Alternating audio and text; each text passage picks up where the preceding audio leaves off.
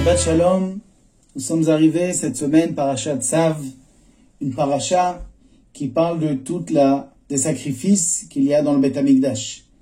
Et là-bas, une des choses que le Kohen doit faire, c'est ce qu'on appelle Trumat Hadeshen. Dans le 6e chapitre, 3e verset, il est écrit Velavash HaKohen Midovad, Umich Sebad Ilbash al Besaro, Verim et Hadeshen, Asher Torah Laesh, à la Mizbeach, Vesamo, Etzel, à Mizbeach. Le Kohen doit s'habiller de ses habits, les 4 habits connus du Kohen, c'est-à-dire sa tunique et son pantalon, le chapeau et la ceinture. Pour faire quel travail? Trumat Hadeshen. Qu'est-ce que c'est Trumat Hadeshen? Eh bien, le matin, quand le Kohen arrive, il y a sur le Mizbeach, sur l'autel, les cendres du sacrifice qui a été mis la nuit d'avant. Et pour ne pas que se fasse une grande montagne de cendres, eh bien, il va venir avec une pelle en argent, et il va bouger un petit peu les braises qui sont encore ardentes, et les cendres qu'il y a en dessous, il va les enlever. Ce qu'on appelle Trumat Hadeshen. Il va enlever des cendres. Et il va descendre de l'autel, il va les mettre par terre. Il y avait un miracle au Beth Amikdash, où le parterre, eh bien, avalait les cendres. Ça s'engloutissait dans le parterre, c'était avalé. Et ça faisait partie des miracles qu'il y avait dans le Beth Amikdash. En tout cas, ce travail-là de Trumat Hadeshen semblerait un travail simple, un travail de femme de ménage, si on peut dire, entre guillemets, femme de ménage. Mais en fin de compte, c'est vrai que c'est pas comme amener un sacrifice ou d'autres services plus importants qu'il y a au Beth Amikdash. Mais quoi qu'il arrive, quoi qu'il en est, c'est un service divin. Dieu a demandé de faire cette mitzvah, et donc c'est une mitzvah de la Torah. Et quand même, bien que c'est quelque chose qui pourrait salir, c'est quelque chose de débarrasser, de nettoyer, quand même la Torah demande au Kohen de s'habiller avec les habits de Kohen. On apprend de ce pasouk-là qu'un homme doit savoir tout ce qui est pour le kavod, pour le respect d'Hachem. Eh bien, moi j'annule mon kavod, j'annule mon respect, et je m'habille avec les meilleurs habits pour faire le service divin. De là, Rabbeinu Bachye veut nous enseigner que un homme, quand il va venir à la synagogue pour prier, eh bien, il doit faire attention à s'habiller correctement, parce que maintenant il va s'adresser à Dieu. Et même si il est en vacances, donc il est à la plage, et l'heure de Mincha est arrivée, il ne va pas venir en maillot de bain ou en petite tenue pour faire la prière. Parce que maintenant il va prier à Dieu, il doit s'habiller. C'est vrai, ça demande des fois un effort d'amener un sac avec des habits quand il va prier. Cet effort-là est très important. Tu donnes un respect à Dieu. Parce que si Trumat Hadeshen, qui est de débarrasser les cendres d'un sacrifice, Dieu a demandé au Kohen de s'habiller comme il faut, à plus forte raison, le sacrifice lui-même, quand tu vas l'amener, qu'il faudra s'habiller. Et nous savons qu'aujourd'hui, que nous avons plus de sacrifice, la prière représente le sacrifice. Et donc, venir prier, c'est amener un sacrifice. Donc, c'est bien entendu, et bien évidemment, qu'il faudra faire attention à être bien habillé et ne pas venir ni pieds nus, ni en petit tricot. Et Rabbeinu Bachye dit aussi, de là on apprend qu'un homme ne doit pas se dire c'est pas pour moi ce travail qui est pas, c'est pas de mon niveau. C'est pas de mon niveau. C'est pas pour moi. Moi je fais des choses importantes, je fais pas des petites choses comme ça. Il faut savoir, il nous dit Rabbeinu Bachye, que tout ce qui est pour Hachem, il n'y a pas de petites choses. Quand il s'agit du respect de Dieu, notre respect à nous, il ne vaut rien. On doit s'annuler complètement devant Akadosh Baruch Hu, devant Dieu, pour son respect. David Ameler, c'est marqué sur lui qui disait Ura Kevodi, Ura Nevel, Vekinor Aira Shachar. Il parlait à son kavod, il parlait à son respect. David Ameler, il était le roi d'Israël. Il parlait à son kavod, il disait réveille-toi. C'est pas parce que tu es le roi d'Israël que tu es quelqu'un à côté de Dieu. Tu n'es rien. Il se parlait à lui-même. Il se raisonnait en disant que même si on doit respecter le roi d'Israël, mais moi, en tant que roi d'Israël, je suis rien à côté de Dieu. Et donc c'est la raison pour laquelle, dès qu'il s'agissait d'une mitzvah, David Améler se mettait à quatre pattes pour Dieu. Il avait enlevé tout son kavod. C'est marqué quand ils ont ramené le Aaron au Mishkan, à l'époque où il a été pris. Eh bien, David Améler s'est mis à danser, s'est mis à sauter.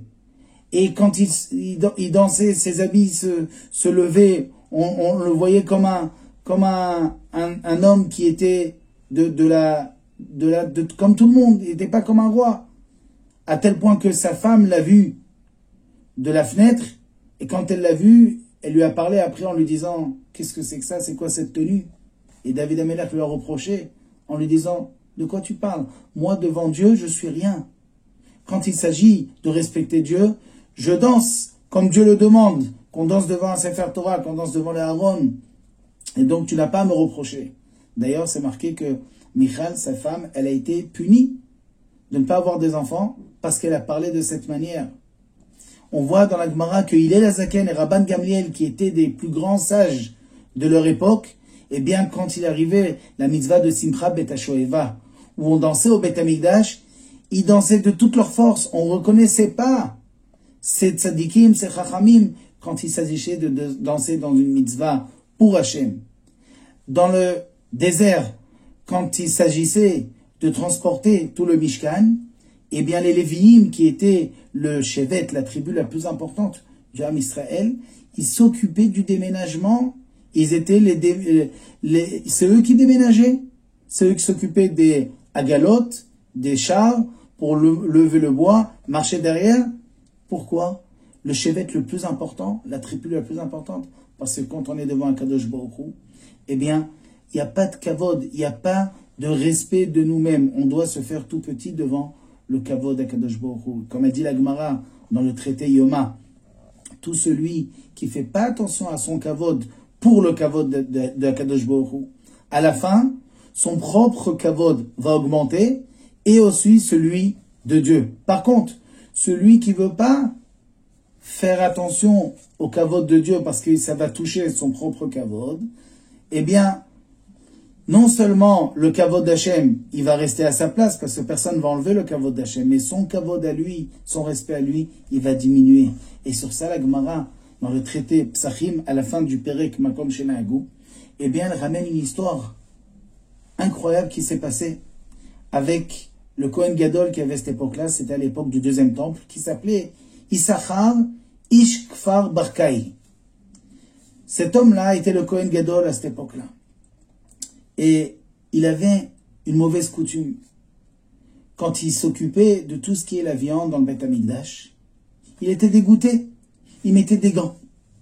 Alors que le service divin dans le Beth Amikdash, on n'a pas le droit de mettre des gants. L'habit du Kohen, et pas plus. 4 pour le Kohen simple et 8 pour le grand Kohen, le Kohen Gadol. Mais lui ne voulait pas toucher la viande, ne voulait pas se salir, comme si on parle d'une boucherie. Il s'agit ici du Beth Amikdash. On doit faire ça avec beaucoup d'honneur et de respect parce que c'est pour Dieu. Et lui, il se mettait des gants. Eh bien, dans le ciel, il a été décrété que, étant donné qu'il se comportait de cette manière, ses mains vont être coupées.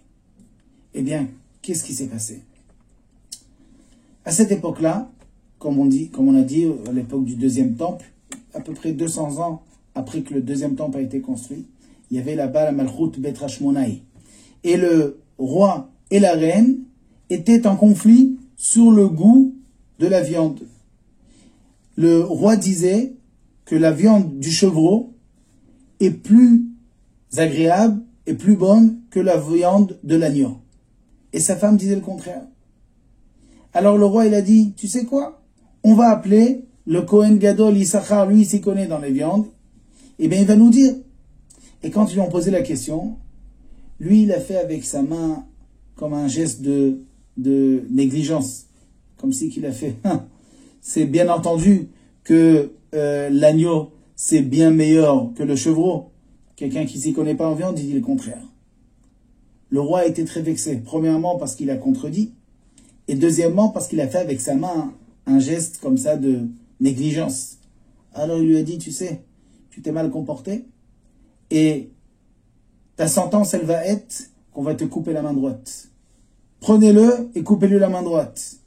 Ils l'ont pris. Et lui, comme il avait beaucoup d'argent, il a soudoyé les bourreaux pour qu'on lui coupe la main gauche au lieu de la main droite. Quand c'est arrivé aux oreilles du roi qu'ils lui ont coupé la main gauche au lieu de la droite parce qu'il a payé, alors il aurait dit au bourreau, maintenant coupez-lui la main droite. Et comme ça, il s'est retrouvé avec les deux mains coupées. Tout ça à cause de quoi?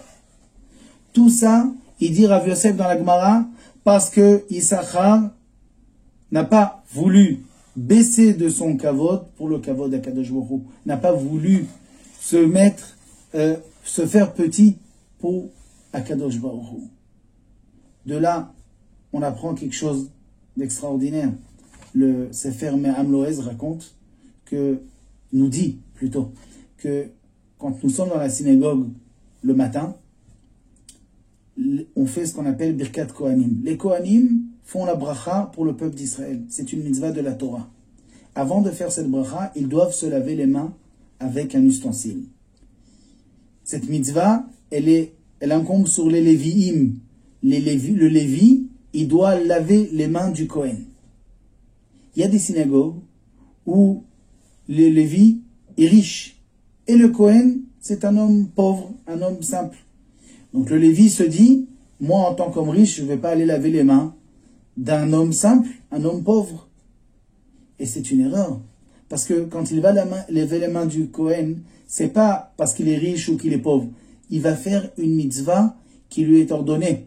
Le Lévi doit laver les mains du Kohen. Et il ne doit pas mettre maintenant son ego, son kavod, devant la mitzvah d'Akadosh Baruch Hu. On apprend de tout cela.